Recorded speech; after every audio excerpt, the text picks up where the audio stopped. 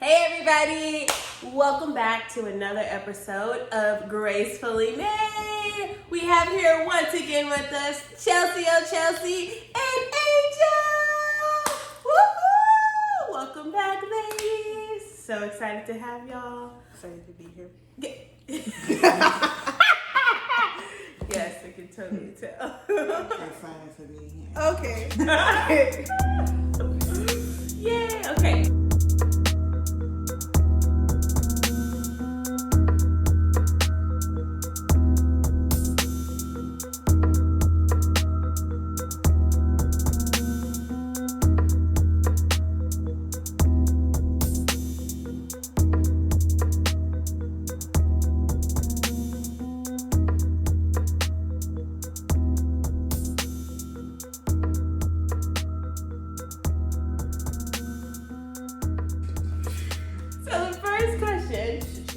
That we have to talk about today is, why are you single?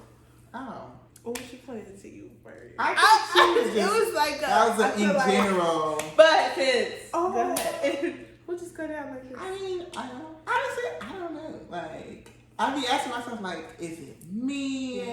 Am I too one way? Am I too this way? But honestly, I just haven't met anybody that I like that. So, and honestly, every dude I have a crush on don't be liking me back. So, honestly, I'm not even gonna lie. I don't even be putting myself out there to the guys that I be having a crush on. I don't shoot my shot.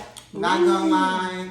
I don't care. I don't shoot my shot. That's not my cup of tea. For all you brave women out there who do, stay strong, bro. You got it. But yeah, it's just a lot of confusion in my dating life. That's why I stay by myself. Yeah. Would you like to speak on that? Oh, you said it was going on. Oh, okay. So for me, I feel like I'm single because so when I first gave my life to Christ, like I was just like serial dating, just back to back. Like not when I gave my life to Christ, but in my BC days. And so after that, what does BC stand for? Before Christ. Before Christ, and by before Christ, yes, ma'am. Before Christ days. For the folks that don't know.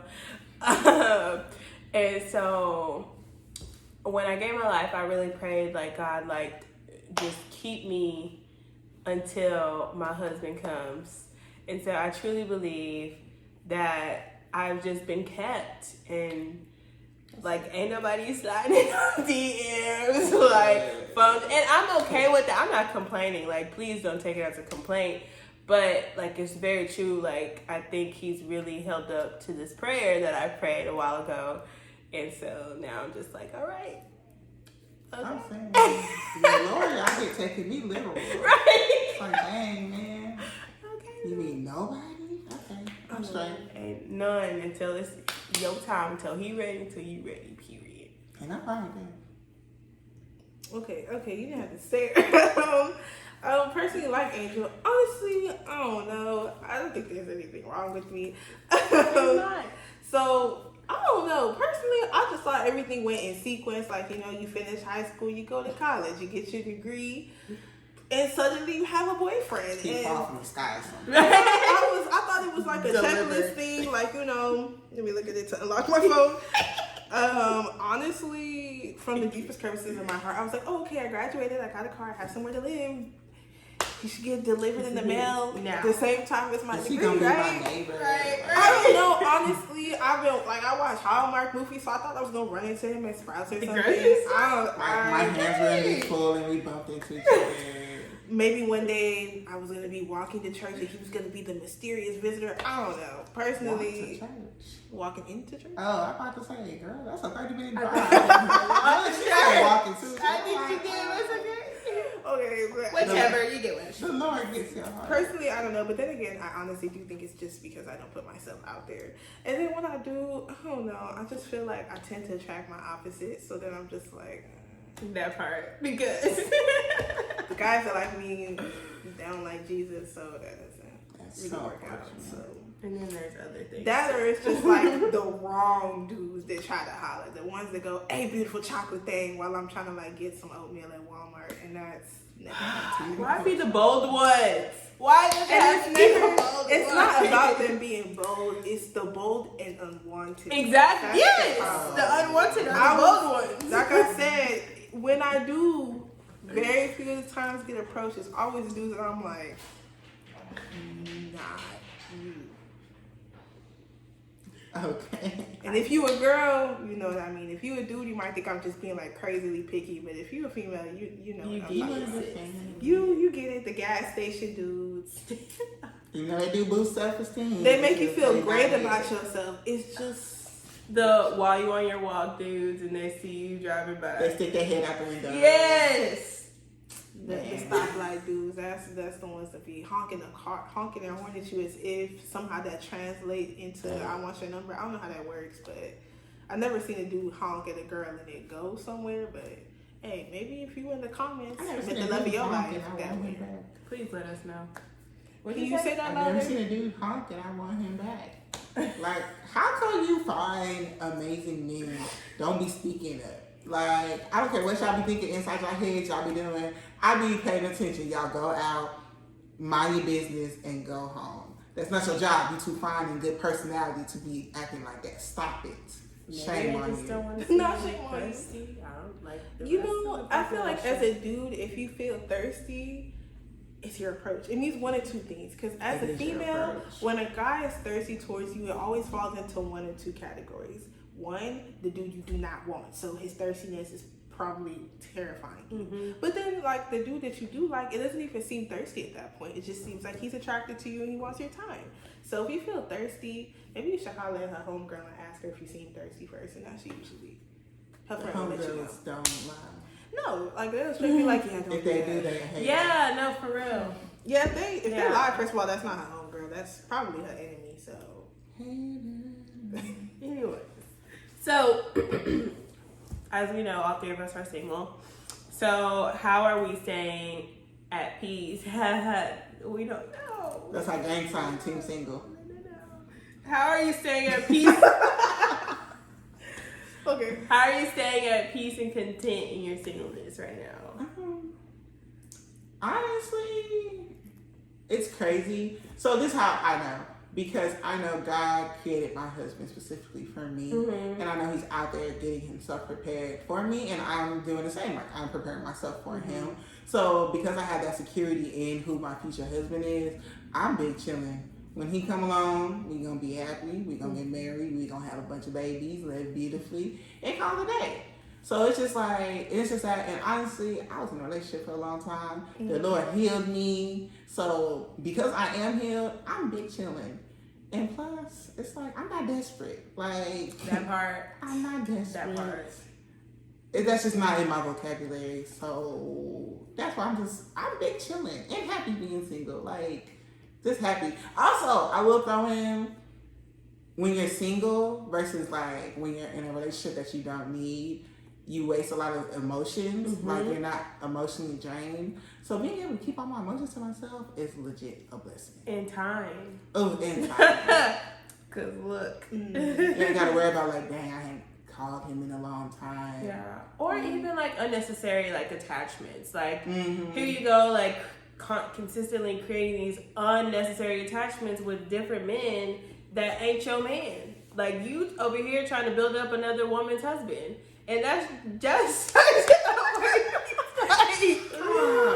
building up another woman's husband. It's real. It's so real. Dang. Like, stay in your lane. And that's when it comes, like, that's all that boils down to being at peace and continuing singleness. Chelsea? That hurt my feelings.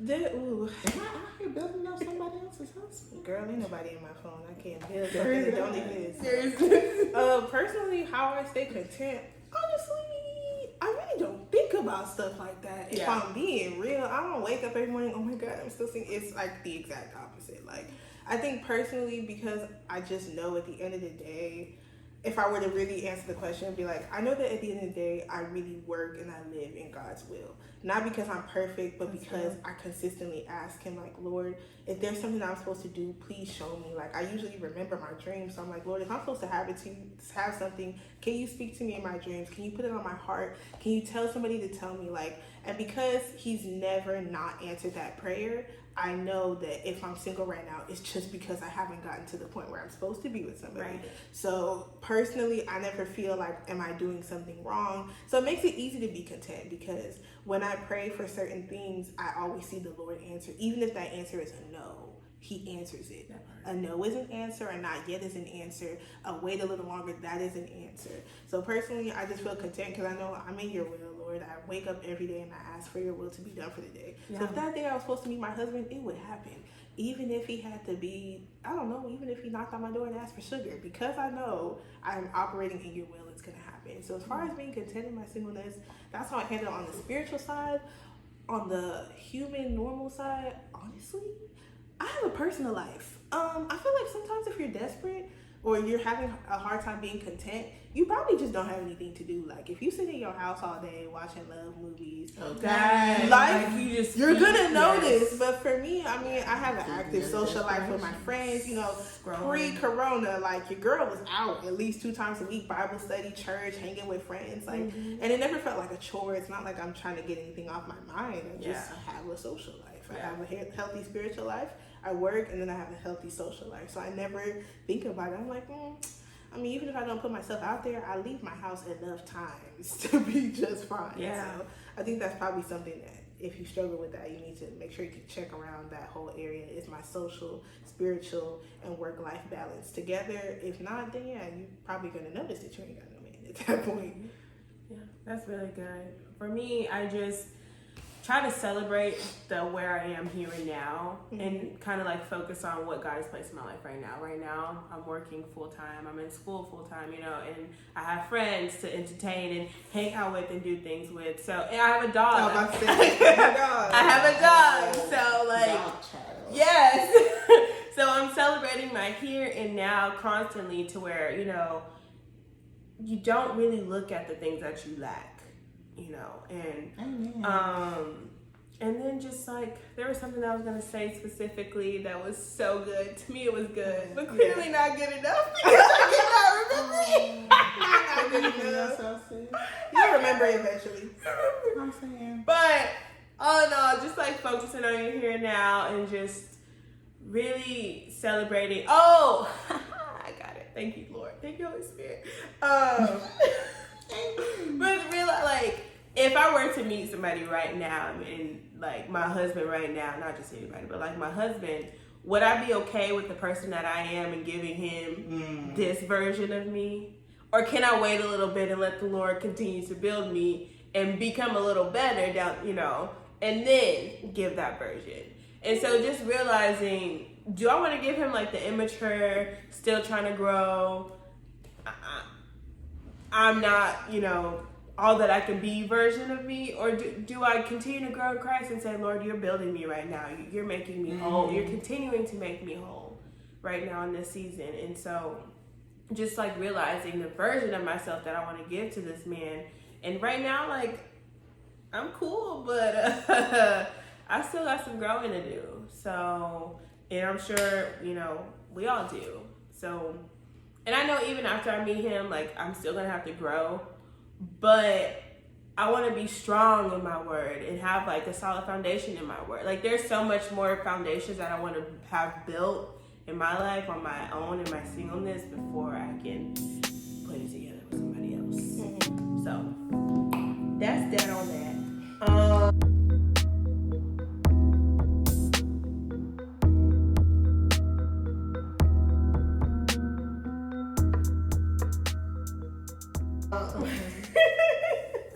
How has being single impacted your life, like your life today?